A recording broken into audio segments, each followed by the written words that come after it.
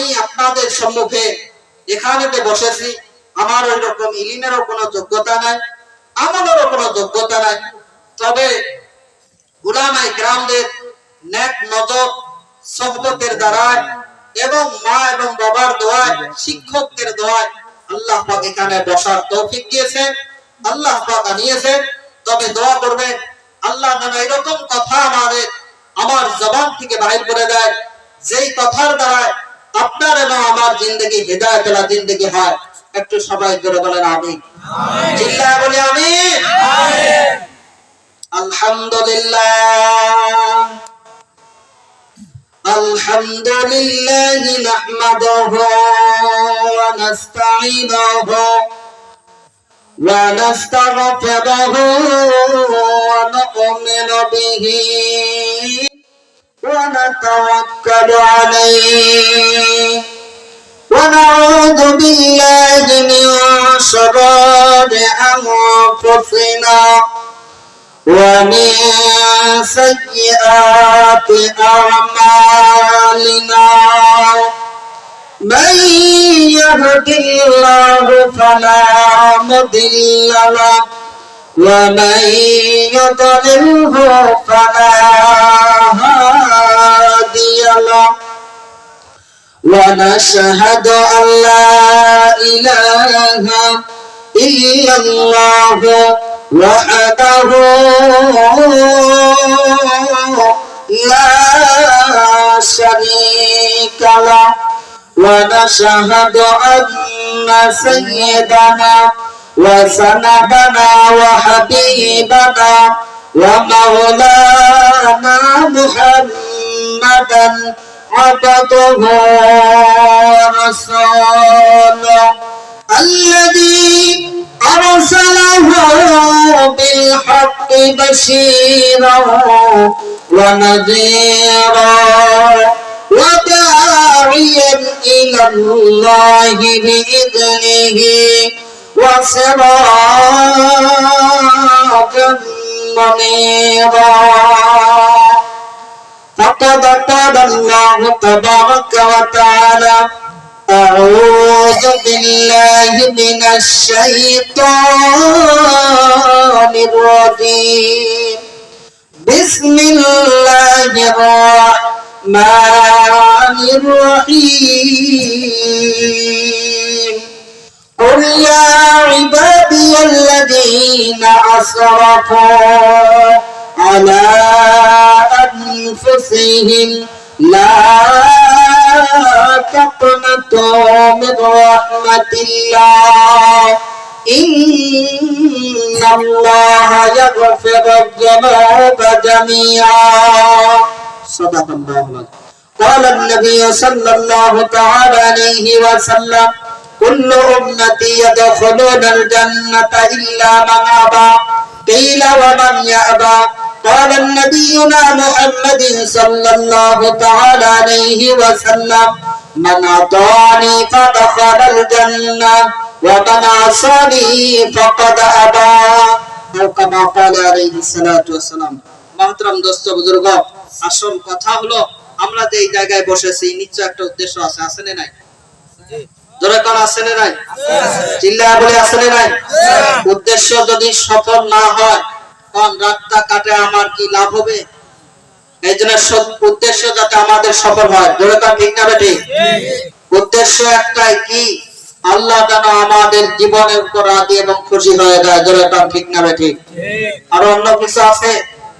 অন্য আছে?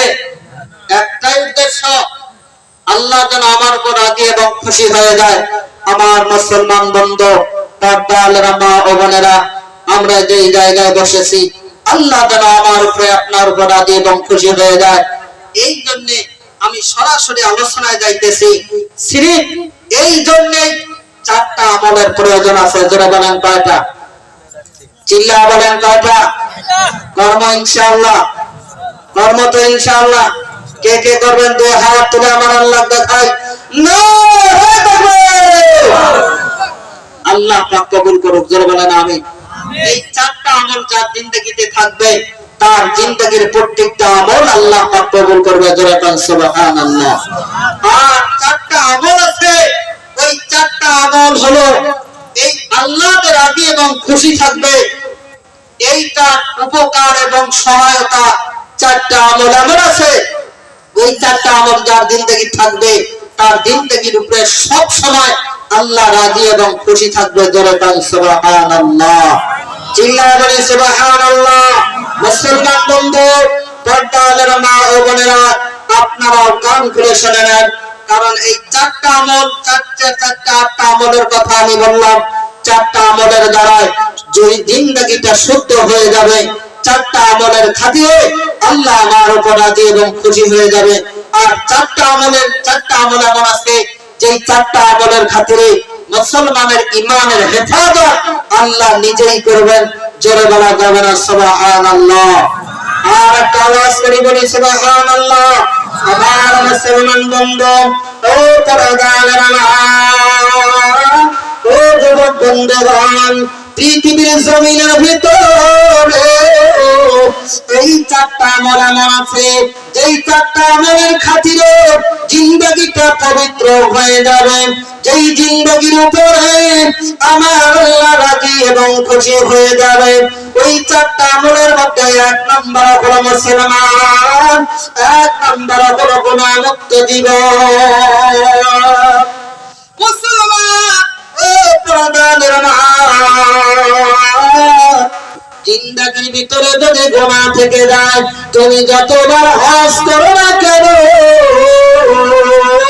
তুমি যতবার নামাজ পড়ো না কেন, তুমি যতবার কোরআন তেলাওয়াত করো না কেন, ও মুসলমান ও পরদার মা, তুমিও কান করে শোনা নাও না, তোমার আমার জিন্দেগির কোন আমল আল্লাহর দরবারে কবুল হবে না।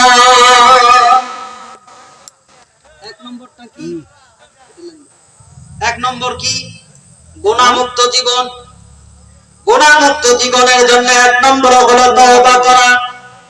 ও মুসলমান বন্ধু, ও পরদার মা, এক নম্বর হলো গুনাহমুক্ত জীবন। গুনাহমুক্ত জীবন বানানোর জন্য মুসলমান এক নম্বর তওবা করতে হবে। জীবনের মধ্যে সর্বপ্রথম তওবা। আল্লাহ রাসূল সাল্লাল্লাহু আলাইহি ওয়াসাল্লামের সামনে যদি কোনো ইহুদি এসে কালমা পড়ে মুসলমান হয়ে যেত, সর্বপ্রথমে আমার নবী ওই সাহাবীকে বায়াত করাছেন। জোরে বলা সুবহানাল্লাহ। আমার বন্ধু, আমার পরদার মা, এই তওবা কেমন করে করতে হবে? কারণ আমার এমন একটা দিন নাই, এমন একটা সময় চলিয়া যায় না রে বন্ধু, যেই সময়ের ভিতর গুনাহ ছাড়া আমার সময়টা কাটিয়ে গেল। আমার হাতের দ্বারাই গুনাহ করতেছি, পায়ের দ্বারাই গুনাহ করতেছি, জবানের দ্বারাই গুনাহ করতেছি, চোখের দ্বারাই গুনাহ করতেছি।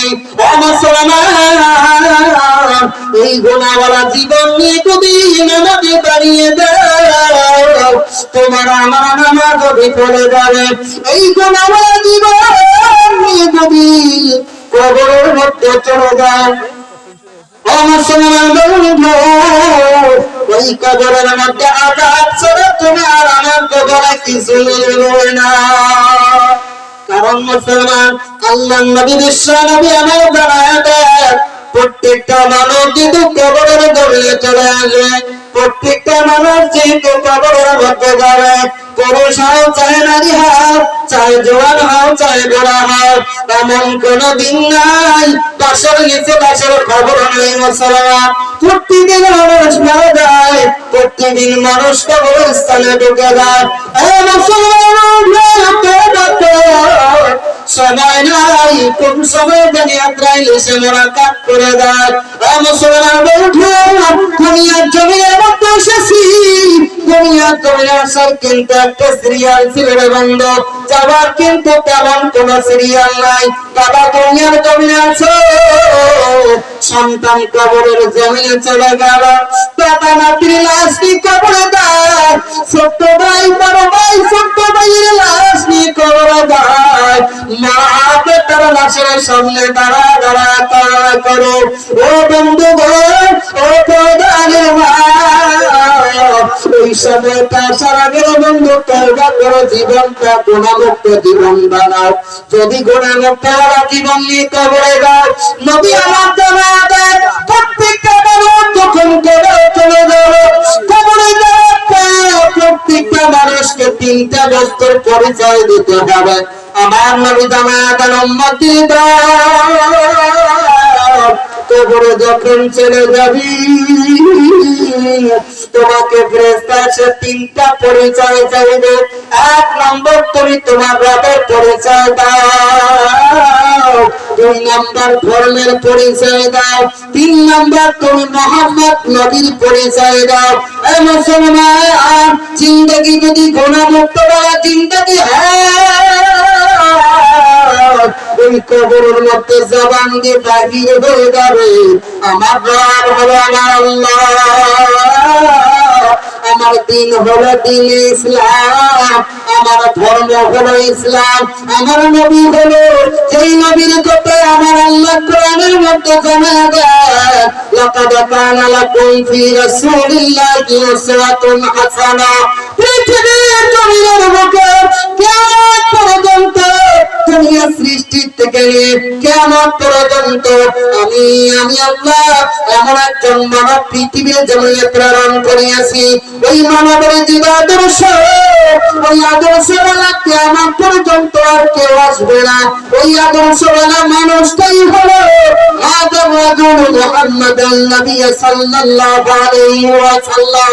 ওই সময়ের ভিতরে, ওই কবরের ভিতরে আল্লাহ বান্দা আমার নবীর চেহারাটা দেখবে, আমার নবীর ছায়াটা দেখবে, আমার নবীর ছায়া দেখে দেখে বলবে ওই মানুষটা হলো মুহাম্মদ আরবি রাসূল পাক সাল্লাল্লাহু আলাইহি ওয়াসাল্লাম। হে মুসলমান বন্ধু, নবী আমার বলেন এই তিনটা সওয়ালের জবাব ওই সময় হবে যেই সময় তোমার আমার জীবনটা গুনাহমুক্ত জীবন হবে। আর যদি গুনাহওয়ালা জীবন নিয়ে কবরে যাও, নবী আমার জানায়া দেন দুই পাশের মাটির এমন চাপ দিবে, ডান পাশের মাটি বাম পাশে ঢুকে যাবে, বাম পাশের হাড় ডান পাশে ঢুকে যাবে, ডান পাশের হাড় বাম পাশে ঢুকে যাবে। মরদা চিৎকার দিবে বাচ্চা আমাকে বাঁচাও, বাবাকে ডাকবে, মাকে ডাকবে, ভাইকে ডাকবে। মুসলমান ওই জায়গায় ডাকের আওয়াজ কেউ শুনবে না। নবী আমার বলেন আনন্দ আযাব শুরু হয়ে যাবে, ওই কিয়ামত পর্যন্ত কবরে আযাব হবে। মুসলমান কেমন করিয়া তুমি ঘুমাও, জীবনের মধ্যে আলাদা গুনাহ আছে, এখনো গুনাহ আছে, হাতের দ্বারাই গুনাহ করতেছি, পায়ের দ্বারাই গুনাহ করতেছি, জবানের দ্বারাই গুনাহ। নবী আমার বলেন গুনাহমুক্ত জিন্দেগি বানাও।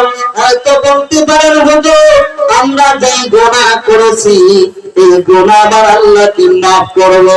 আল্লাহ জানায়া দিতেছেন নবী গো দুনিয়ার সমস্ত বান্দাদেরকে জানায়া দাও কুলিয়া ইবাদিয়াল্লাযীনা আসরাফু আলা আনফুসিহিম লা তাকনাতু মির রাহমাতিল্লাহ। দুনিয়ার জমিনের মধ্যে যত মানুষ আছে, যত মানুষ নিজের জীবনের উপর জুলুম করেছে, হাতের দ্বারায় গোনা, পায়ের দ্বারায় গোনা, ছোট্ট গোনা, বড় গোনা, রাতের অন্ধকারে গোনা, দিনের আলোকে গোনা, ওই মানুষগুলোকে বলা লা তাকনাতু মির রাহমাতিল্লাহ। ওই মানুষগুলো যেন আমি আল্লাহর রহমত থেকে নৈরাশ হয় না। ও মুসলমান বন্ধুরা, ও আমার আল্লাহ জানায়া দিতেছেন বান্দা আমার রহমত থেকে নৈরাশ হইও না, রহমত থেকে নৈরাশ হইও না। আমার রহমত এমন ইন্নাল্লাহা ইয়াগফিরুয যুনুবা জামিআ, তোমার জীবনের সমস্ত গুনাহ আমি আল্লাহ মাফ করিয়া দেই। জোরে বলা যাবে না সুবহানাল্লাহ? আর একটু চিল্লা বলা যাবে না সুবহানাল্লাহ? হ্যাঁ মুসলমান বন্ধু, কেমন করে ঘুমায়, কোন সময় তেল আসবে একটাবার কি চিন্তা করেছ এই রাতের মধ্যে যদি আজরাইল এসে যায়, এই রাতেই যদি জানটা আমার নিয়ে যায়, আবার জীবনের গোনা এখনো ফেরাইল না, জীবনের গোনা এখনো মাফ হইল না, এই গোনা নিয়ে কবরে কেমনে যাব, জাহান্নামের আগুন কেমনে সহ্য করব। আমার সালাম বন্ধ, এই জন্য কবি বলেন কেমন করে ক্ষমা তুমি, কেমন করে ক্ষমা তুমি ফজর কর কাজ, এমন তো হতে পারে জহরে জানাজা।